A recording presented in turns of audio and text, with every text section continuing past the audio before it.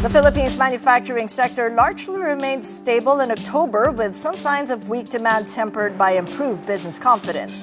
Data from the S&P Global showed the Philippine Manufacturing Purchasing Managers Index rose slightly to 50.1 in October from 49.9 in September, indicating broadly steady operating conditions. Output and new orders continued to decline amid sluggish demand and weaker exports, while firms cut back on purchasing activity for the first time in nearly 2 years. Cost pressures eased, prompting manufacturers to offer discounts, the first drop in selling prices in 19 months. Still, businesses were more optimistic about future output and continued to hire, with job creation at a 3-month high. Let's get some perspective now with Jingyi Pan, Economics Associate Director at S&P Global Market Intelligence, live from Singapore. It's good seeing you again, Jingyi. Welcome back to the program. Well, good morning and thanks for having me. So what drove October's result, coming all the way from contraction in September?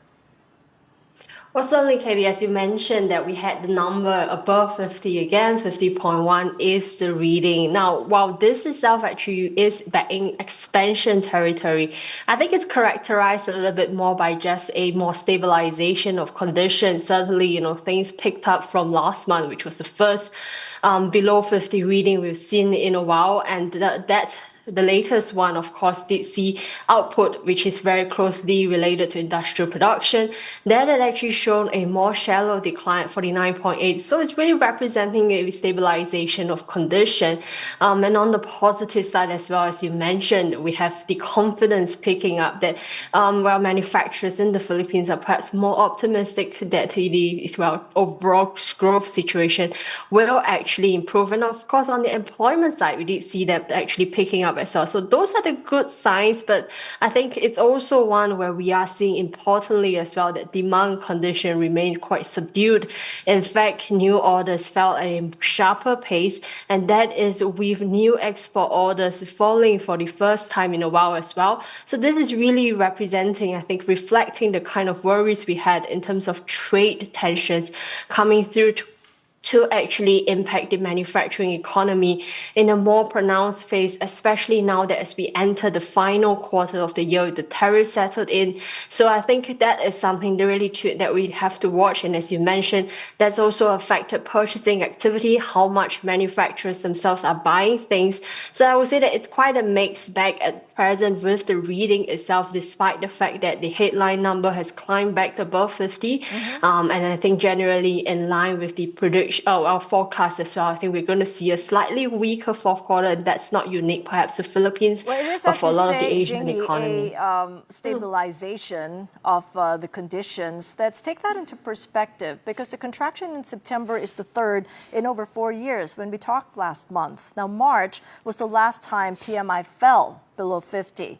And if we could pull up that chart, we could see that compared to the previous contractions, there is a bit of nuance there of the September contraction. What are you now seeing then in October stabilization?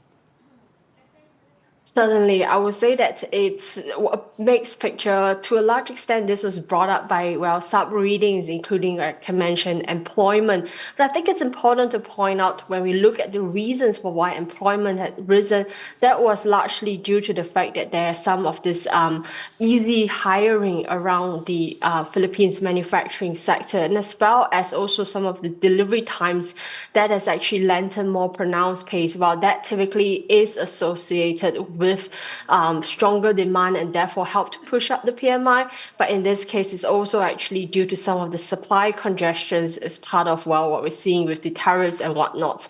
So from that perspective, I would say that it's stabilization of condition, because importantly, we have the output index falling at a less pronounced, in fact, very marginal pace. So I think that's a positive sign. But what is important, I think, to go into the end of the year is to see, at least the demand side of things stabilize, because that's going to be important to keep that number afloat above 50 to show the improvement for the Philippines. But there were exogenous factors. The last time we talked on October 1st, Cebu had just suffered a magnitude 6.9 trembler. And then 11 days later, Davao Oriental with a 7.4. How did these show up on the October PMI? Because Cebu is a manufacturing hub with electronics a key sector there. Certainly, well, when we look at some of the reasons, there were some of this present, in fact, telling us why output had actually fallen, whether conditions weren't actually very positive as well. So I think we do take that into account as well, in terms of that. Well, that typically will actually see to a bit more of this backlog rising. I think, the picture as well is also one that across the region, if you look at some of these manufacturing hubs, for example, in North Asia, there were quite a bit of pressure as well on the trade side. So I would say that certainly played a part, but I think the wider climate externally as well, the demand condition is a little bit more subdued in October. How about the unwinding of the front-loading frenzy? Because that's also a factor that we talked about last month ahead of Trump's tariffs. Are they done now? And are manufacturers seeing new orders holding up okay post the front-loading? Well, that's certainly a very good point because in October as well, I think very importantly for countries in the ASEAN Asian region, it's also there was some of this ratcheting up of the tensions, especially between US and mainland China. So from that perspective, that had actually played a part in terms of, well, dampening some of the confidence and orders in October. We'll hopefully see things actually pick up in November, especially because there was a bit of a relief on the end of October agreement that we saw somewhat hurt so far. So on that perspective, I would say in October, in fact, it's actually a bit of a lot of that front loading had in fact actually pretty much dried up. We can see that as well from the flash US manufacturing survey as well, that the US manufacturers aren't really doing that purchasing. They have a lot of inventories already, and that is actually starting to slow down. So from that perspective, I would say the front loading effect had actually waned off already at the start of the fourth quarter. But hopefully we'll see more stabilization of conditions. What we see in the Philippines is quite a bit of positive sign because in fact this business confidence picking up, and that's not something we see a lot across the other part of the Philippines region. So hopefully that's going to be representative as well on some of domestic measures that's going to help actually with the manufacturers to shore up output growth in the next couple of months. Picking up with that relief you mentioned about the ASEAN, Trump provided some tariff perks for selected ASEAN nations. Now, our government said they opted out of those tariff perks. What is your assessment saying, and what manufacturers are giving you feedback of the benefits or maybe even the lack of opportunities that this poses or challenges this poses not being given the tariff perks? Well, from our surveys itself, it's not collected during the period where they met, so it's actually ended by then. So hopefully we'll capture that views in November, but at least from our economics perspective, I think certainly some of this represent a positive sign in terms of signing of these deals, especially what we have seen already with the likes of Malaysia and also Cambodia, setting a bit of example for the rest to come, including potentially Philippines. But I think as well that I think people do recognize that this represents a bit of a positive sign in terms of establishing some certainty for manufacturers. But at the same time, there's going to be details such as some of the components origination. These are the kind of things that still remain largely uncertain.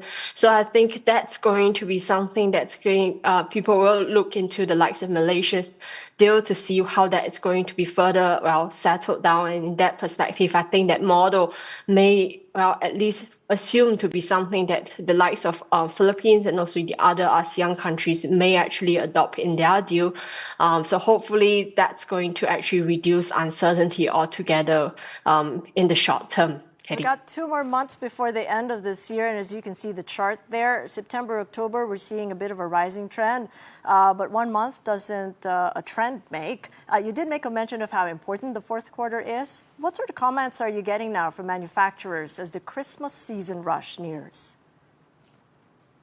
Well, in this perspective, I think we did see a bit of a lift in other parts of the region, including likes of mainland China, where we did have some of these new product launches really helping to drive things, at least in the third quarter from what we've seen so far. But at least in the Philippines, I think there is also this recognition that from the perspective of uncertainty, a lot of the demand is lacking, perhaps also from the consumer side. So hopefully, what we have seen, at least, very importantly, that reduction in terms of the trade uncertainty following what was seemingly agreed between US and China at the end of October. That's going to help show up some confidence into the end of the year and actually give us a bit more direction. And from that perspective, we're not going to perhaps see so much of a hit to the situation. Obviously, it is still going to be uncertain, if anything, between US and China. That's going to be really just a one-year deal at this point of time. And any of this, non-compliance could still lead to further ratcheting up of the tensions. I think it's something we have to recognize. But for right now, I think this itself is going to bring back some confidence into the end of the year. So hopefully, November, we're going to see at least more pickup over there. Katie. But there has been a recognition, Jingyi, of the slack in infrastructure spend of late as the corruption investigation in government pushes on. In what way do you think this is tempering manufacturers' outlook for local demand when you look at sentiment?